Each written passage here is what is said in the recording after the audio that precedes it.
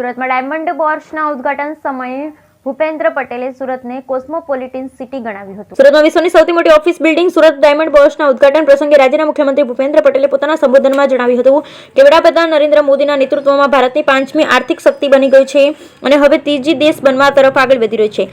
સૌથી મોટી આર્થિક શક્તિ વધી રહી છે. સુરત ડાયમંડ બોર્સ એસડીએમમાં આમાં મહત્વની ભૂમિકા ભજવશે.